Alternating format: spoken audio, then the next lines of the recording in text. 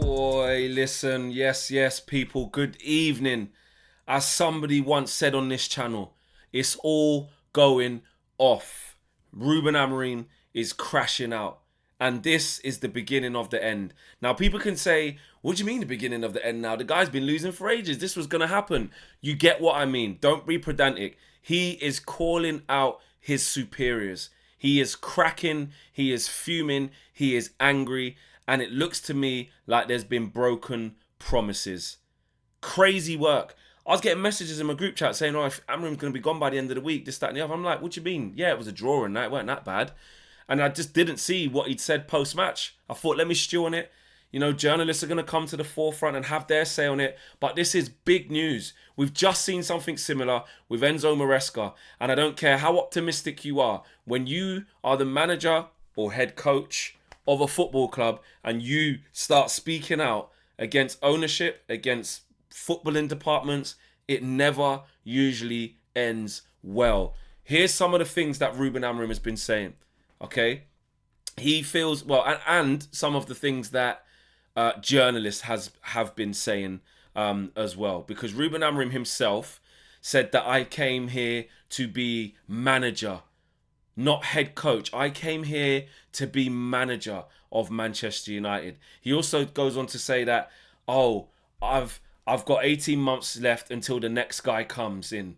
I've got 18 months and then that's it. That's the deal. That's it. People need to stick to their jobs. If people cannot understand or people cannot take a little bit of criticism from Gary Neville, then we have to change everything at this club.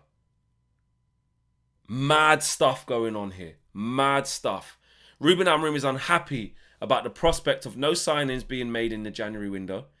United had earmarked 65 million for Antoine Semenyo, and Amorim hoped that the money would be redirected into a move for another long-term target this month, which it seems like it's not the case. We saw the beginning of this, right? We saw the beginning of this in the press conference before, I think, the Wolves game, where he doesn't expect there to be any changes to the team, and there was mumblings. There's also been reports saying that he's under pressure from Jason Wilcox to change from a 3-4-3 and be more flexible. So all of that's been said, and there's even more. We're going to do even more on this in-depth look. This is just my initial reaction. We'll do an in-depth look in terms of the actual quotes and who said what and when they said it. We'll do that tomorrow morning. But here's my thing, okay? Ruben Amorim is vexed because he wants support. He wants money to change the squad around. He's a manager, he's a coach. That's, of course, every manager's going to want peas. He's going to want money, yeah? I get that. He's also angry because he's basically saying, let me do my job. You do your job, I'll do my job. So if you're coming to me telling me to change and adapt and stuff like that, you got me for this. You brought me in for this. So back off. That's his side of the coin. From the other side of the coin, Ineos slash Jason Wilcox, where there's clearly been a communication breakdown now, right, is saying, brother, we've lost way too many games. Okay? You can't get everything you want now. You need to be adaptable. Also, a manager or a head coach with a record as shit as Ruben's should be lucky he's still in the job, bro. And if he feels that, if you want to go on record and say that against the people who are paying your wages and the people that have publicly backed you, so Jim saying wants to give you 3 years and all this stuff, you don't go out and say that in public, bro. And he's agitated in the presser. You know, Ruben can't hide this stuff. Ruben, he's an emotional guy. That's another side of this. Is this just another Grimsby thing? He said, I won't quit, but he's losing his head. Also, he is the head coach. So when it's now over a year and a bit into the role, you now want to come out and say, I never came here to be head coach. I came here to be manager. I'm not too cool. He goes, I'm not too cool Mourinho or Conte, but I'm a manager. I'm here to manage Manchester United until the next 18 months and they can bring the other guy in. I'm sorry, bro. Have you seen your record? You're lucky you never got sacked in the summer. You should thank your lucky stars you're still in this job. Now, it is a two-way thing. It's also showing incompetence from Ineos because you've hired a guy who was wedded to a specific style of play, and he wants to see that through, and you're not giving him the tools to do it. So you're incompetent as well. It stinks of chaos.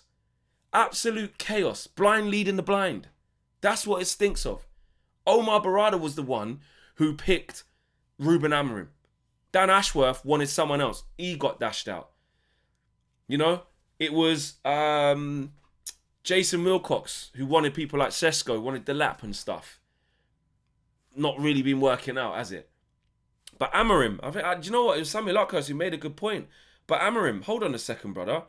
You get back in here now. You get back in here now, because your record is 24 wins from 63 games, and you finished 15th and you lost to Spurs in the final. So also, beggars can't be choosers, bro. Shut up and get on with your job. There has to be a little bit of that.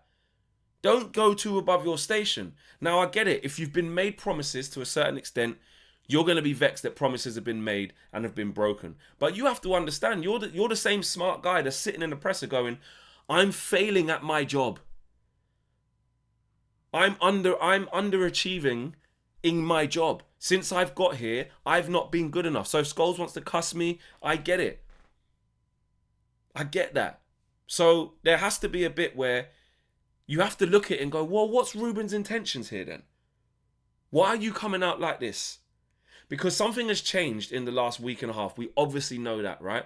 From the Wolves presser where he said, or was it the one after the Newcastle United? And I can't remember what it was. But something has changed from when we haven't got Semenyo, okay? We didn't sign him because he chose, we gave him a good proposition, but he chose to go to Manchester City. Cool. It happens. You don't always get it. But something has changed from then to now. And it does look like the most obvious thing when I can see it.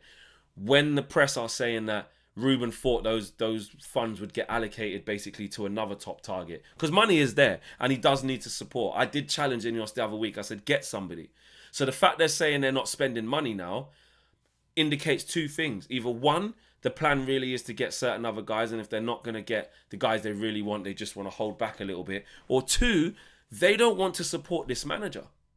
And if you don't want to support this manager, why have you waited until halfway through the season when, ironically, we don't have any players left because they're all either injured or at AFCON, and we're trickling along in the league in terms of being able to be in with a shout for fifth? Whether you think we get it or not, fourth or fifth, is a different argument. But in terms of where we are on the table, it ain't that bad. And now you want to make a change mid-season. And do what?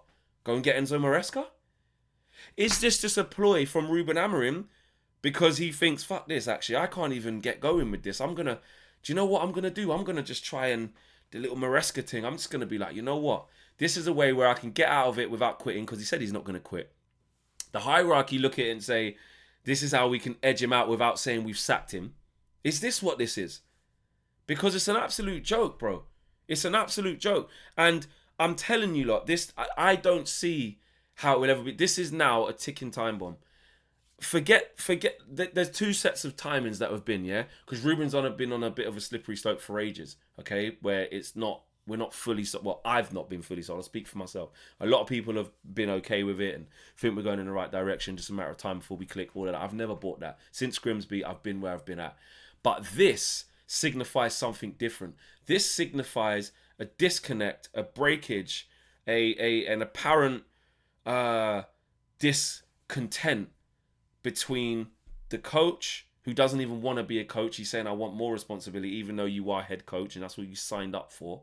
Between him and Jason Wilcox / Omar Barada / Sir Jim. But it feels like a Jason Wilcox thing.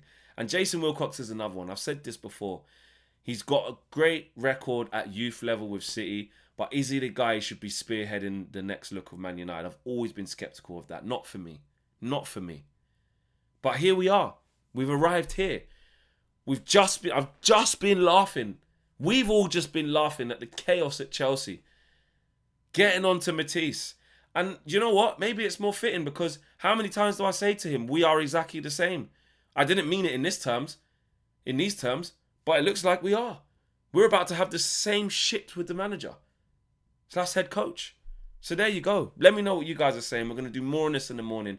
This is going to rumble on. Probably stuff through the night's going to come out. Is Ruben going to take it all back and be in a good mood again because he's fucking up and down with his character?